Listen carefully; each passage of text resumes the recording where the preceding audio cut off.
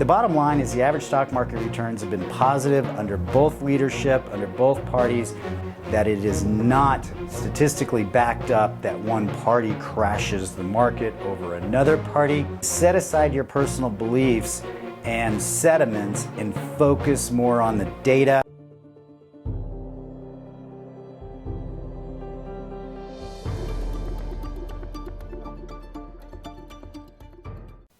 Hi, this is Nathan. Welcome back to Independence Money. Today's topic: does who's in control the market? It's an interesting perspective because at this particular every 4-year cycle, America tends to get more and more polarized and distant from people that believe different than us. And then you have a lot of naysayers and newsayers that are saying horrible things are going to happen if a certain leader takes the role as America decides this upcoming November. So your host here is to give you charts, facts, and figures so you can stay logical and invest properly. So the first thing I'm going to show is a very long-term chart going back to 1933. And you can see, although the colors on this chart change depending on who the leader is at the time, the overall trend of the stock market tends to go up. With the exception of what we call the lost decade in the year 2000 through 2010, when we had two major economic catastrophes, the dot-com bubble and the mortgage crisis, which I would tend to say are more business cycle related than leadership related, but each can have their own opinion. But the one thing that is for sure is the chart tends to continue to go up from a stock market standpoint, despite the changes in the color. The next chart that I'm going to put up is the actual rates of return over those leadership cycles. So our current leader, we're looking at about 3 years at about 10% per year. The one before that for 4 years was 14. The one before that was 12. And then we have that lost decade where the whole thing was down about 2% per year.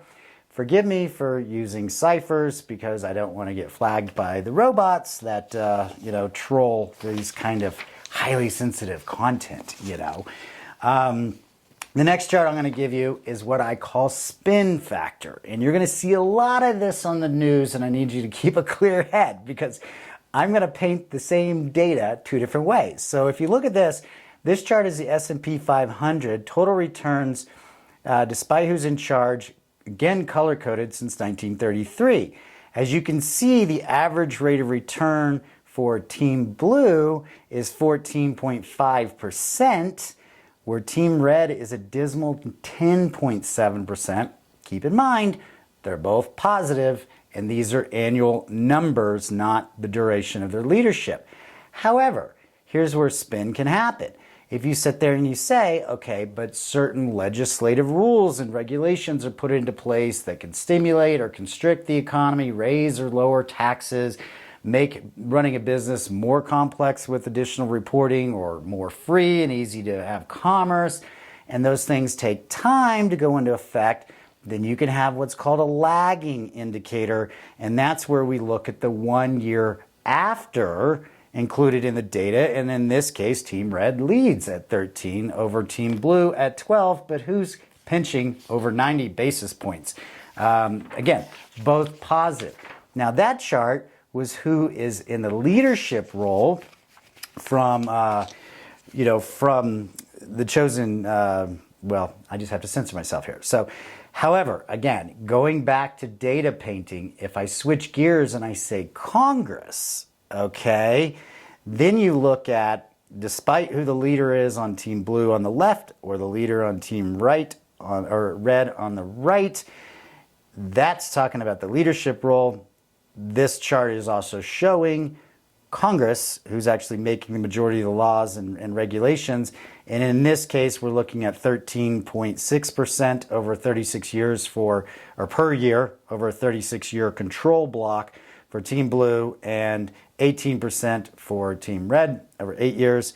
And then if we flip over to the leadership being from Team Red, again, it's 16% for Team Red and 8% for Team Blue. What does this tell you? Probably it tells you whatever you want to filter through your own personal belief system. But the point of this video is set aside your personal beliefs and sentiments and focus more on the data. The market is driven more off of business cycles, and that is what generates much more of your rate of return than who's actually in the leadership role. We've had some macro cycles for technology revolutions, globalization, which cheapens the labor pool, long durations of low interest rates that are set by the Fed. I believe those have a lot more control than the political structure, if you will. So the bottom line is the average stock market returns have been positive under both leadership, under both parties. I can clearly make the case from all of these charts that it is not statistically backed up that one party crashes the market over another party.